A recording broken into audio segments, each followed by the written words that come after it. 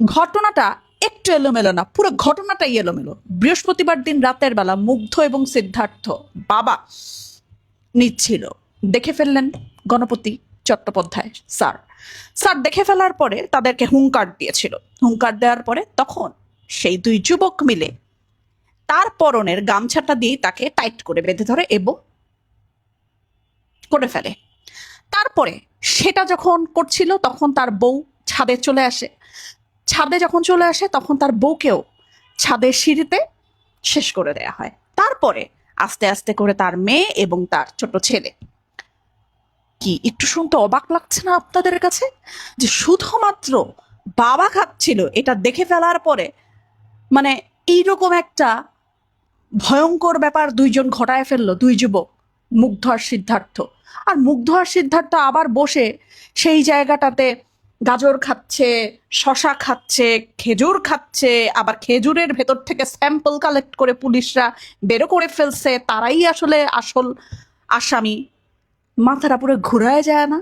মানে এই কথাগুলা মনে হচ্ছে না মানে কই থেকে আসছে, কি বলতেছে, কোনো কথার সাথে কোনো কথার কোনো মিল নাই। মানে একটা যোগসূত্র তো থাকতে হবে, কিন্তু আমাদের তো চুপ থাকতে হবে। আমরা তো আসলে পুরো ঘটনাটা জানি না। কিন্তু আবার শোনা গেছে চাঁদাবাজি নাকি করা হয়েছে। গণপতি চট্টোপাধ্যায় স্যারের বাসাটা যখন করা হয় তখন তার বাসা তোলার পরে, তার বাড়িটা তোলার পরে অনেক চাঁদাবাজরা তার কাছে এসেছে এবং এই বাড়ি করার জন্য চাঁদা চেয়েছে। কারণ তারা মনে করেছে যে এই গণপতি চট্টোপাধ্যায়ের অনেক পয়সা আছে। একদম স্কুল শিক্ষক, তার কাছে কত টাকাই বা থাকতে পারে? পুরো জীবনের টাকা পয়সা, সঞ্চিত টাকা পয়সা নিয়ে সে একটা ছোট বাড়ি করেছিল রংপুরে। সেই বাড়িটাই তার হয়তো কাল হয়ে গিয়েছিল। আবার এমনও হতে পারে সিদ্ধার্থ তার মধ্যে আসলেও অপরাধী। কারণ যারা আসলে সেবন করে তারা আসলে হিতাহিত জ্ঞান হারিয়ে ফেলে। তারা জানে না তারা কি করছে। তবে এই ব্যাপারটা আসলেও একটু ঘোলাটে।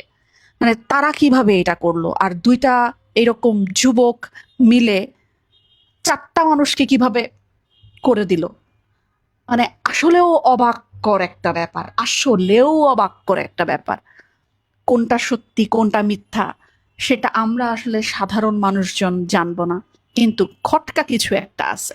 সেই খটকা অথবা সেই নটটা আসলে কে ভাঙতে পারবে অথবা কে ছুটাতে পারবে আল্লাহই জানে, কিন্তু অবশ্যই বিচার হওয়া উচিত।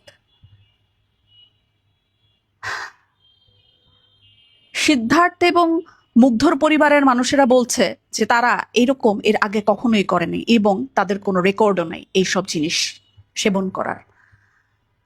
পাড়া প্রতিবেশীরা স্যারের ব্যাপারে বলেছে তাদের মতো নরম স্বভাবের মানুষই হয় না, তারা খুব চুপচাপ শান্ত পরিবারের একটা মানুষ।